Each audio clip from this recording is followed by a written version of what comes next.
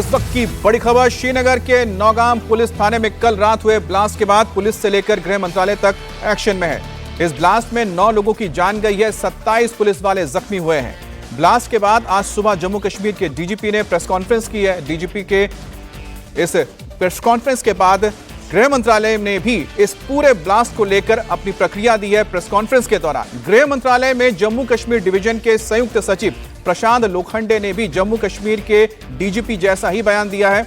उन्होंने भी इस ब्लास्ट को एक्सीडेंटल करार दिया है। ये कोई भी आतंकवाद से जुड़ी घटना नहीं है, ये एक दुर्घटना थी जिसके तहत यह धमाका हुआ है। दिनांक 14 नवंबर की रात 11:20 पर एक दुर्भाग्यपूर्ण घटना में जम्मू कश्मीर के नौगाम पुलिस स्टेशन के अंदर एक बड़ा विस्फोट हुआ। नौगाम पुलिस स्टेशन ने हाल ही में एक पोस्टर से लिए गए लीड के आधार पर एक बड़े आतंकी मॉड्यूल का पर्दाफाश किया था। नौगाम पुलिस स्टेशन की इस एफआईआर संख्या 162 ऑफ 2025 की जांच के दौरान विस्फोटक पदार्थों और रसायनों का एक बड़ा जखीरा बरामद किया गया था।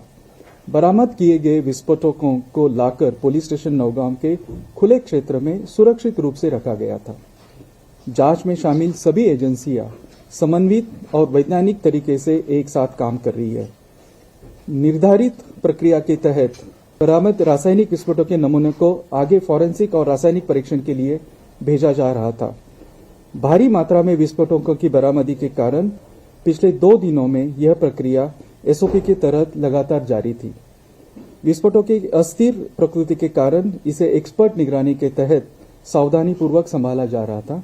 हालांकि उसी के दौरान 14 नवंबर 2025 यानी कि कल रात को लगभग 11:20 बजे अचानक एक्सीडेंटल विस्फोट हुआ।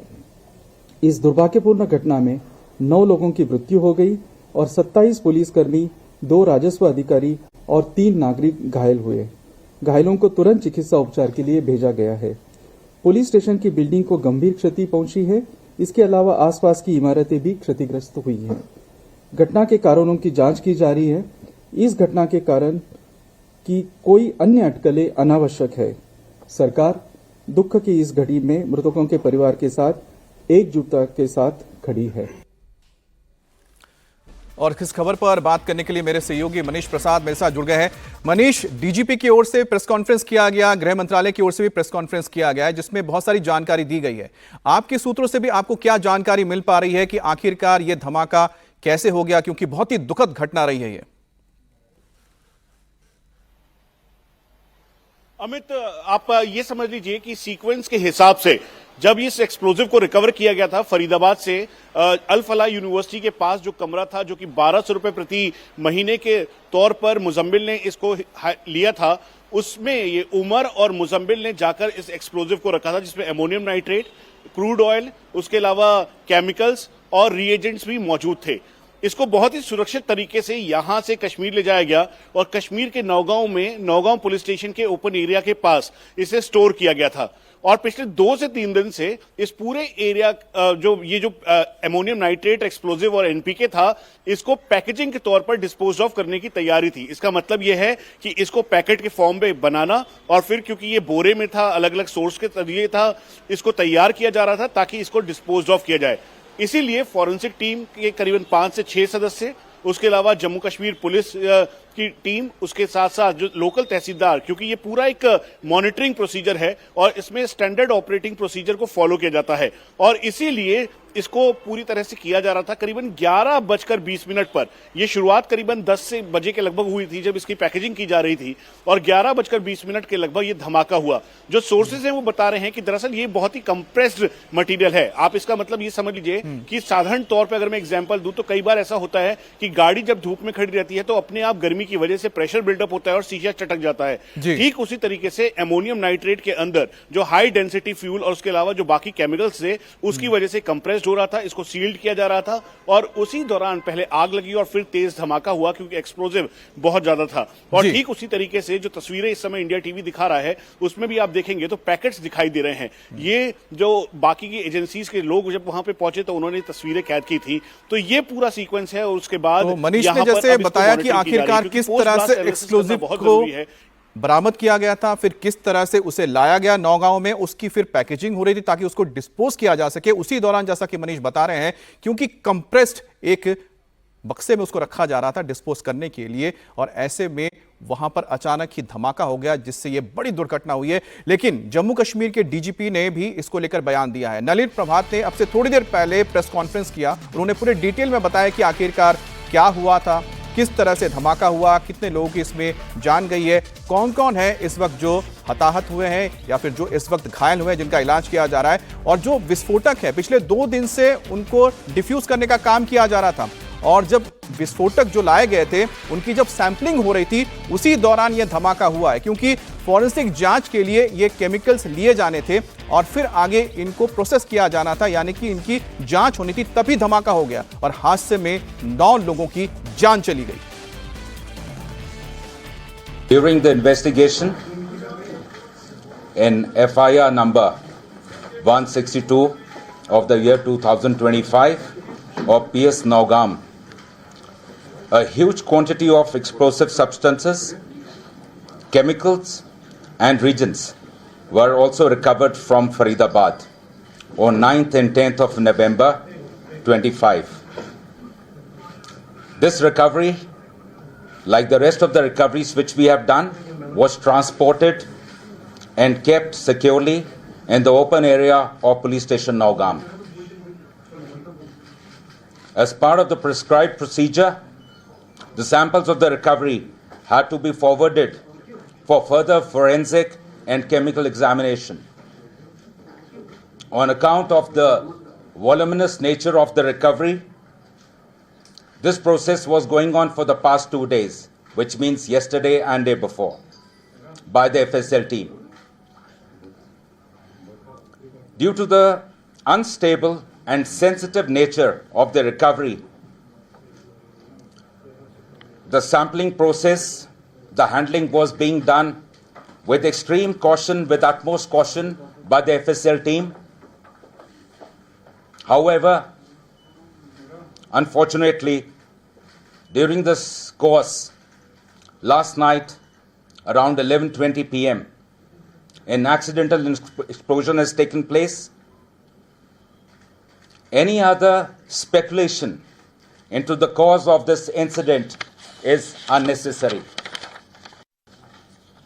In this unfortunate incident, 9 people have lost their lives, 1 personnel of SIA, 3 personnel of the FSL team, 2 crime photographers, 2 revenue officials who were basically part of the magistrates team, 1 tailor who was associated with the team. In addition, 27 police personnel, 2 revenue officials and 3 civilians from the adjacent areas have received injuries.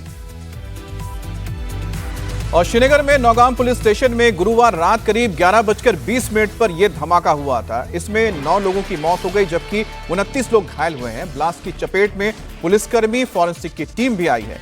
Blast इतना जोरदार था कि इसकी आवाज 30 kilometre दूर तक सुनाई दी थी। ब्लास्ट की वजह से नौगाम पुलिस थाने को नुकसान पहुंचा है और साथ ही आसपास के इमारतों को भी डैमेज होने की खबर है। जो गाड़ियां मौजूद थी वो भी डैमेज हुई है। ये तस्वीर आप देख रहे हैं आज सुबह की है, जहां पर बड़ी तादाद में पुलिस फोर्स इस वक्त तैनात है। किसी को भी फिलहाल उस जगह पर जाने की इजाजत नहीं है जहां पर यह घटना हुई थी।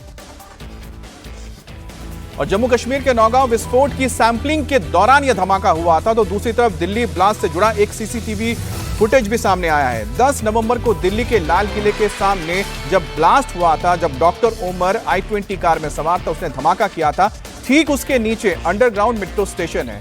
सड़क पर जैसे ही धमाका हुआ तो करीब 40 से 50 फीट नीचे ना सिर्फ धमाके के शॉकवेव्स को महसूस किया गया बल्कि उसकी आवाज भी सुनाई दी और अंडरग्राउंड मेट्रो स्टेशन में मौजूद लोग दहशत में आ गए। ये सीसीटीवी तस्वीर आप देखिए कि किस तरह से लोग दहशत में आ जाते हैं। अब देखिए ये शख्स बैठा हुआ है और जैसे ही धमाका ऊपर हुआ नेताजी सुभाष मार्ग पर, उसके शॉकवेव्स देखिए नीचे तक आए, आवाज सुनाई दी और लोग डर गए, दहशत में आ गए। और जो दुकान पर बैठा हुआ था चेयर पर शख्स, वो खड़ा हो गया क्योंकि जो भूकंप की तरह जो तरंगे नीचे आई, जो शॉकवेव्स नीचे आए थे, उसने लोगों को डरा दिया।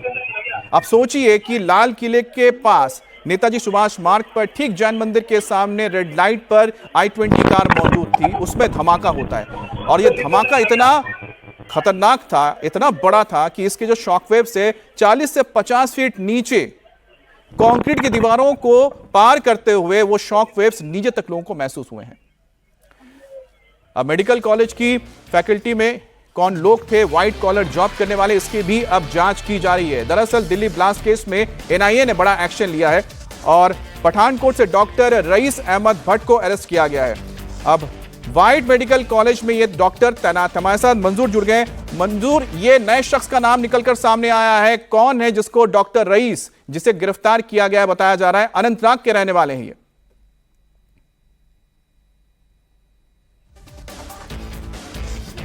चलिए मंजूर से हम जुड़ रहे हैं, लेकिन आपको बता दें ताजा अपडेट इस वक्त दे देते हैं कि व्हाइट मेडिकल कॉलेज में मौजूद डॉक्टर रईस को इस वक्त गिरफ्तार किया गया है और वो बताया जा रहा है अनंतनाग के रहने वाले थे। मंजूर, अगर आपको आवाज मिल रही हो, ये नई गिरफ्तारी हुई है, इसके बारे में आपके पास क्या जानकारी है? इस वक्त मैं बता दूं कि मंजूर हमारे नौगांव में मौजूद है, लगातार हम तक अपडेट दे रहे हैं, इसलिए उन तक मेरी आवाज नहीं पहुंच पाई है, लेकिन वो हमारे साथ जुड़ेंगे, फिर आपको आगे बताएंगे कि ये बहुत बड़ी एक अपडेट हमारे पास आई है। मंजूर, अगर आपको मेरा सवाल ना सुनाई दिया हो तो मैं फिर से दोहरा रहा हूं कि डॉक्टर रईस को गिरफ्तार किया गया है, पठानकोट से मामला जुड़ा हुआ है, लेकिन अनंतनाग के रहने वाले हैं डॉक्टर।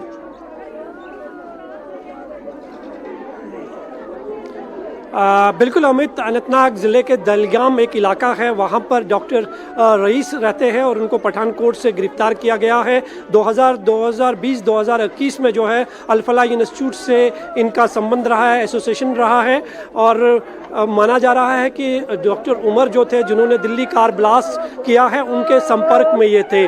तो एक बहुत बड़ी कामयाबी जो है जम्मू कश्मीर पुलिस को मिली है, इसकी से भी कहीं बड़े नामों का खुलासा होने की उम्मीद जताई जा रही है। हालांकि अब तक जो है कहीं बड़े डॉक्टर्स की गिरफ्तारी जो है इस पूरे मामले में अमल में लाई गई है। लगातार पुलिस की छापामारी जो है वो जारी है और कहीं बड़े ऐसे नाम जो है सामने आने की आशंका जताई जा रही है, खासकर वो डॉक्टर्स जो अल-फलाह इंस्टीट्यूट से जुड़े हुए हैं, क्योंकि साउथ कश्मीर में अब तक जितने भी डॉक्टर्स गिरफ्तार हुए हैं या जिन्हें डिटेन किया गया है, उनका संबंध कहीं ना कहीं अल-फलाह इंस्टीट्यूट से ही बताया जा रहा है। सबसे ज़्यादा डॉक्टरों की संख्या यही है और जो डॉक्टर रईस पठानकोट से गिरफ्तार किए गए हैं, जम्मू कश्मीर पुलिस ने उन्हें गिरफ्तार किया है और उसके बाद एनआईए जो है उन्हें अपनी कस्टडी में ले लिया है, उनसे पूछताछ कर रही है। इनका संबंध भी जो है अल-फलाह इंस्टीट्यूट से ही रहा है और 2020-2021 में इनकी एसोसिएशन वहाँ पे रही है। जी, जैसा कि मंजूर ने हमें जानकारी दी है कि जो डॉक्टर रईस गिरफ्तार किए गए हैं पठानकोट से,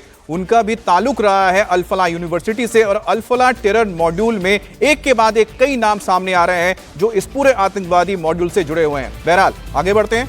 दिल्ली ब्लास्ट केस से जुड़ी बड़ी खबर सामने आई है। अब तक गिरफ्तार संदिग्ध डॉक्टर्स और डॉक्टर मुजम्मिल के मोबाइल फोन की सीडीआर से बड़े नेटवर्क का खुलासा हो रहा है। सूत्रों के मुताबिक एजेंसीज ने डॉक्टर्स की एक लंबी लिस्ट तैयार की है, जिससे अल-फलाह यूनिवर्सिटी से पढ़ने वाले और वहां पर काम करने वाले डॉक्टर्स की तादाद सबसे ज्यादा है जो लिस्ट बनी है।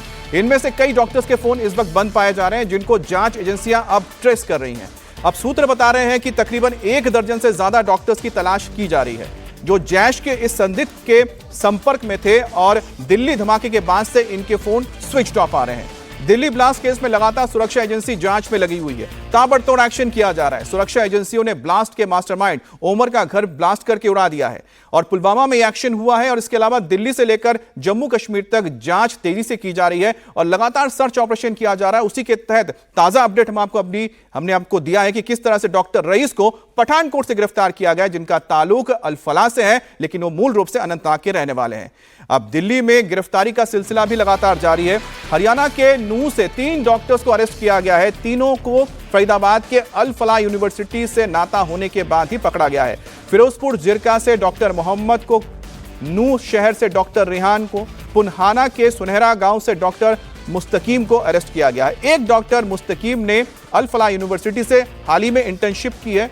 मुस्तकीम की दिल्ली ब्लास्ट के मास्टरमाइंड ओमर मोहम्मद से लगातार बातचीत हो रही थी। मुस्तकीम ने ओमर से कई बार बातचीत की है, जहां पुलिस और एनआईए को उसके कुछ चैट्स भी मिले हैं। जांच एजेंसियों ने फिरोजपुर जिरका के गांव से भी एक डॉक्टर मोहम्मद को गिरफ्तार किया, हिरासत में लिया गया है और मोहम्मद ने भी एमबीबीएस अल-फलाह यूनिवर्सिटी से की है। और तीसरे डॉक्टर की भी गिरफ्तारी हुई है नूह शहर से और इनका भी इस मॉड्यूल के साथ संपर्क में होने की बात सामने आई है।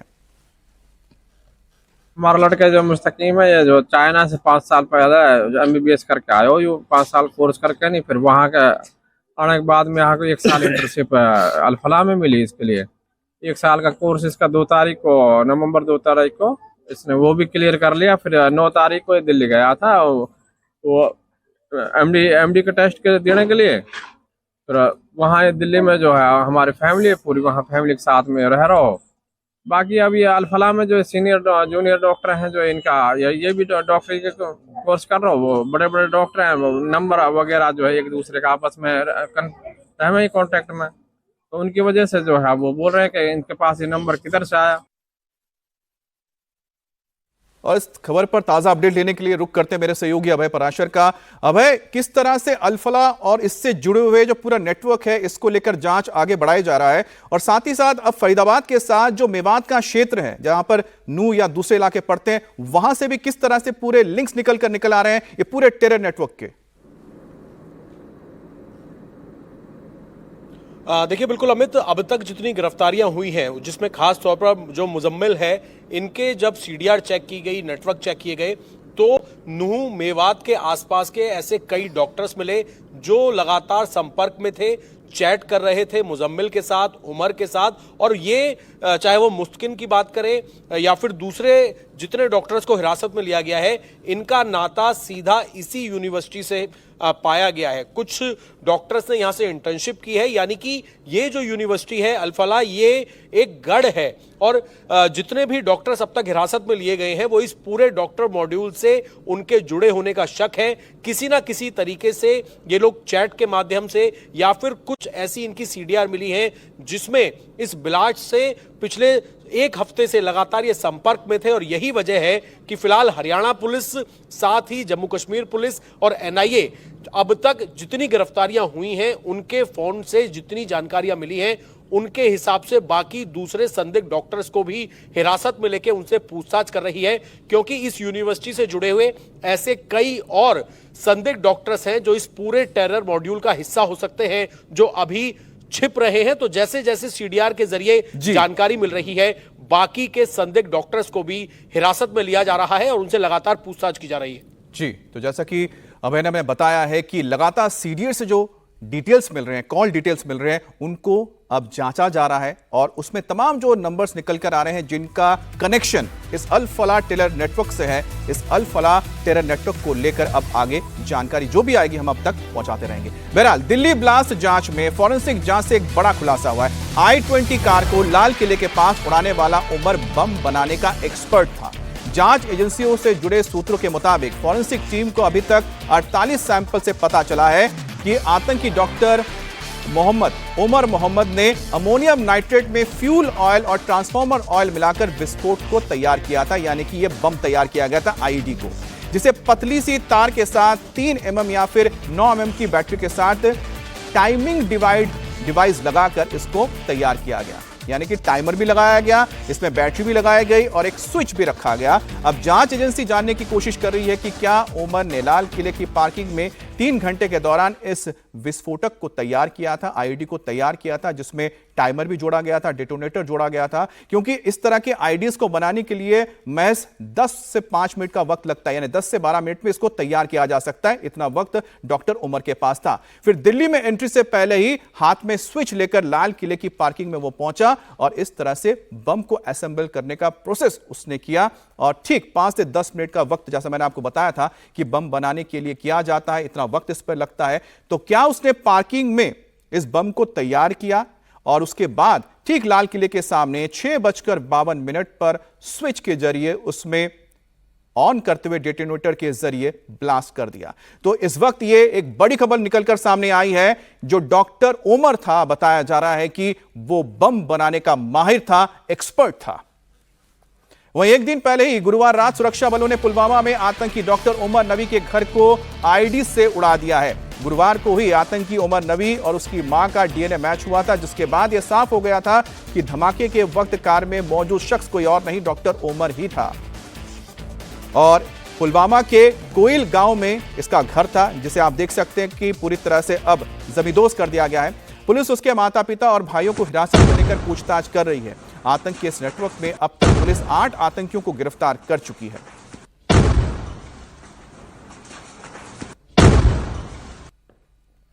मैं जिस जगह पर खड़ा हूं यहां कल तक 2 मंजिला एक घर हुआ करता था, लेकिन अब चारों तरफ से मलबा ही मलबा नजर आ रहा है।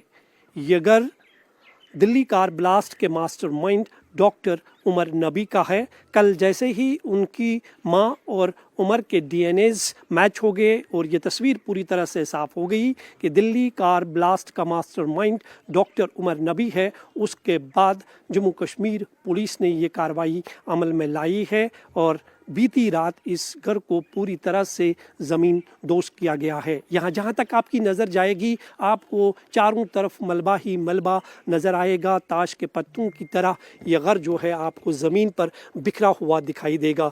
इस घर में डॉक्टर उमर नबी के माता पिता, उनके 2 भाई और उनकी भाभी रहा करती थी, लेकिन अब आप देख सकते हैं कि यहाँ मलबा ही मलबा है और आसपास के घर जो है उनको भी काफ़ी नुकसान पहुँचा है। ये तस्वीर आप देख सकते हैं कि किस तरह से ये खंडरात जो है यहाँ पर दिखाई दे रहे हैं। ये एक कड़ा संदेश है। हमने इससे पहले ये तस्वीरें पहलगाम आतंकी हमले के बाद देखी थी। पहलगाम आतंकी हमले में जितने भी लोग शामिल थे, जिनके नाम सामने आए थे, डायरेक्टली इनडायरेक्टली जिनका कनेक्शन पहलगाम आतंकी हमले से था, उनके घरों को भी इसी तरह से डिमोलिश किया गया था। और अब यह कार्रवाई जो है दोबारा देखने को मिल रही है दिल्ली कार ब्लास्ट के बाद। हालांकि जम्मू कश्मीर पुलिस ने अब तक 500 से अधिक लोगों से पूछताछ की है। और दिल्ली ब्लास्ट से जुड़ी एक और बड़ी खबर सामने आई है। दिल्ली पुलिस के स्पेशल सेल की एंटी टेरर यूनिट ने लाल किला ब्लास्ट के मामले में एफआईआर दर्ज करके लाल किला ब्लास्ट के मामले में स्पेशल सेल की एंटी टेरर यूनिट ने कॉन्स्पिरेसी की धाराओं में एफआईआर दर्ज की है। तो ये तस्वीर आप देखिए, जिस वक्त धमाका हुआ था, अब इस मामले में जो जांच चल रही है, इसी मामले में एफआईआर दर्ज की गई है और इसमें षड्यंत्र के बारे में भी जिक्र किया गया है।